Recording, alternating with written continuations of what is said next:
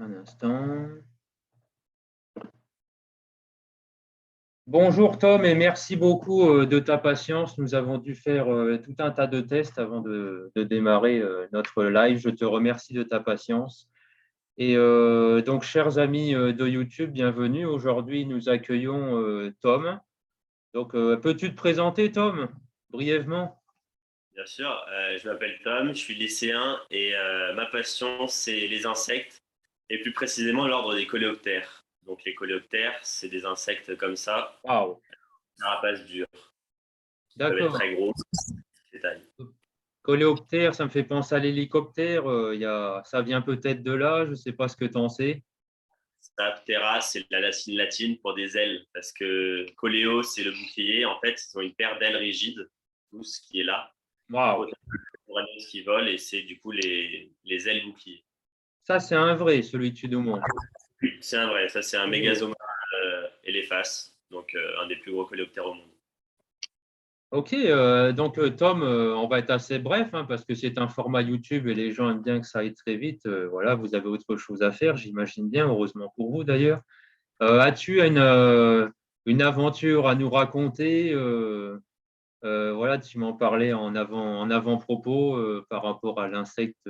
Je te laisse répéter du coup, hein, chers amis, au moment où vous découvrez cette vidéo, sachez que nous avons fait un test qui a complètement échoué, donc je fais répéter Tom. Voilà, merci beaucoup. Et ben, avec les insectes, quand vous allez sûrement tomber sur un insecte, tout le monde peut tomber sur un insecte en se baladant, en faisant du vélo, Mhm. quelque chose qui a tapé contre le pare-brise. Et ça peut aussi bien être quelque chose de très banal comme quelque chose d'exceptionnel. Par exemple, en mai, j'étais parti dans les Alpes en randonnée, donc pour trouver un insecte en particulier, qui s'appelle la rosalie des Alpes, donc qui est protégée au niveau mondial et au niveau national, donc Oui. très rare. Et je ne l'ai pas trouvé, je ne l'ai même pas vu durant ce week-end dans les Alpes.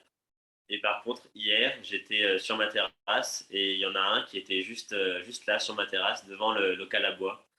Ah Donc, oui, ah oui, c'est vraiment incroyable comme quoi des fois c'est ce que je dis, les gens ils partent en vacances pour trouver quelque chose qu'ils n'ont pas chez eux, mais finalement bah, chez nous on a beaucoup de choses.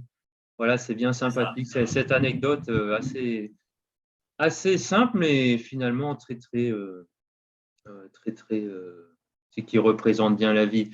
Alors derrière toi, je vois une mygale, c'est ça, hein? C'est ça. Je vais te poser des questions. J'ai une grande peur des araignées. Toi, quelle est ton expérience vis-à-vis des mygales, notamment des araignées?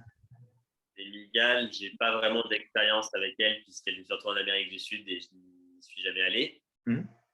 Au niveau des araignées, tout ça, ça ne me fait absolument pas peur. Je peux les manipuler sans problème et même dormir dessous.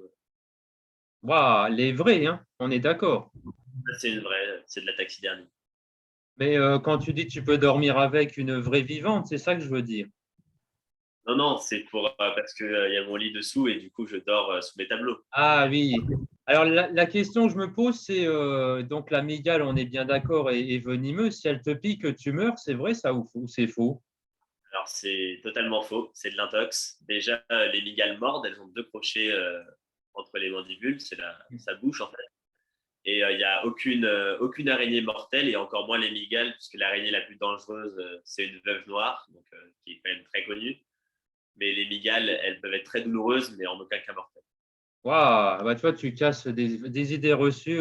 Moi-même, j'avais cette idée reçue. Par contre, au niveau des serpents, est-ce que, bon, elle a proportionnellement à la population de serpents, est-ce qu'il y a plus de serpents qui sont dangereux ou plus qui ne sont pas dangereux? Et ma question, il y en a qui sont mortels? Si oui, combien? C'est ce que tu sais, bien évidemment, Tom. Les serpents, il faut savoir qu'il y en a beaucoup des venimeux, mais il y en a vraiment très peu des mortels comparé au nombre de serpents inoffensifs. Et les serpents mortels, c'est souvent des espèces qui sont soit chassées par l'homme parce qu'elles sont mortelles, on ne va pas les trouver partout, quoi. Et encore moins en Europe, c'est l'Occident. Il va très Oui. peu y avoir, il y a pas de serpent mortel en Europe. Alors, par exemple, le boa, bon, je pense avoir de bonnes informations cette fois-ci. Le boa, Il peut te tuer parce il t'enlace, mais il ne peut pas mordre, c'est bien ça? Il peut mordre le Ah, boa, il il peut peut avoir mordre. des défenses, mais puisqu'il ne va pas avoir de crocs, ça ne va absolument pas faire mal, ça va pas, à la limite, pincer si c'est un gros spécimen, mais rien du tout. D'accord. Alors, est-ce que c'est vrai que quand on se fait piquer par un serpent, ou qui est très dangereux, hein, notamment, il faut bien évidemment appeler le SAMU, etc. Mais il ne faut pas bouger, il faut bouger le moins possible, de ce que j'ai compris, pour éviter la circulation du sang. Mais, alors, idée reçue ou pas, est-ce qu'il faut uriner sur la plaie? Non, c'est pas une chose à faire, parce que ce que vous risquez de faire, c'est juste une infection. Ça Ah. ça n'anesthésie pas, ça n'enlève pas le venin, ça ne fait rien du tout. Pareil pour les piqûres de méduse. Ah, donc ils vendent des pompes aspirantes, là. Je ne sais pas si ça fonctionne très bien, ça. Ça, c'est mieux. Ça, c'est bien mieux. D'accord. Et bien évidemment, chers amis youtubeurs, vous avez des centres anti-poison. Quand vous appelez le SAMU, bah, ils sauront très bien vous aiguiller. Voilà, voilà, Tom. Écoute, voilà, le format est correct pour moi. Je te remercie beaucoup de ta sympathie et de ta patience, parce que ça fait la deuxième fois qu'on enregistre et finalement, bah, c'est comme dans la vie, hein, ça prend toujours un peu plus de temps que prévu. Donc voilà, voilà. Ah oui, je vais juste finir, je vois un papillon là, un Oui. papillon tout en bas. Alors, je reprends les termes de tout à l'heure. Je vois deux queues en bas, c'est bien ça? Oui, c'est ça. Et peux-tu m'en dire plus sur ce papillon, s'il te plaît? Oui. Alors ça, on va l'appeler le papillon comète grâce justement à ces deux queues. C'est l'Argema mitraille de Madagascar, donc il est endémique à Madagascar. Et ces Hmm. deux queues, en fait, elles vont lui servir à, quand un prédateur va essayer de l'attraper, et ben, s'il l'attrape par une de ces deux appendices, et ben, l'aile va se casser sans pour autant nuire au vol et au papillon. Et du coup, il va pouvoir repartir librement. D'accord. Alors, dernière question, est-ce que la couleur des papillons est liée au climat? Est-ce que quand il fait plus chaud, en gros, je pense que c'est complètement faux ce que je dis, mais est-ce que quand il fait plus chaud, les papillons sont plus clairs ou pas du tout? Non, pas du tout. Ça va influer sur le mode de vie. Par exemple, là, on a un cadre avec des papillons. Hmm. Il va y en Wow. avoir, les très gros en bas, c'est les plus gros papillons au monde, les Attacus atlas. Ils vont être chassés par des marsupiaux qui ont peur des boas. Et donc, mécanisme de défense, ça s'appelle le mimétisme aposématique. Il va y Oui. avoir des boas qui sont présentes sur les ailes supérieures du papillon. Ok, En gros, il super. imite le boa. Et la taille est corrélée au climat, mais pas du tout les couleurs. D'accord. Et là, vraiment, dernière question, parce que j'en profite, je dis dernière question à chaque fois. Combien de temps vit un papillon? Apparemment, c'est très bref, c'est ça? C'est vrai, c'est faux?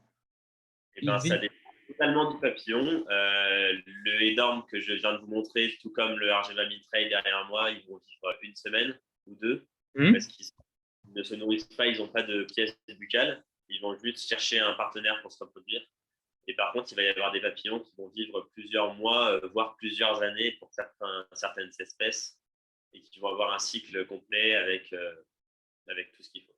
Et- D'accord. Donc, le maximum de maximum, c'est plusieurs semaines, c'est ça? Si on compte la forme adulte, oui, plusieurs mois même. Si on Waouh. compte la chimie, ça peut aller à plusieurs années. Voilà, et je vais finir là-dessus. Et les humains se plaignent de vivre, ils se plaignent de vivre, bon, jusqu'à 100 ans, bien évidemment, mais soyez conscients, chers amis, que voilà, notre vie est certes toute petite.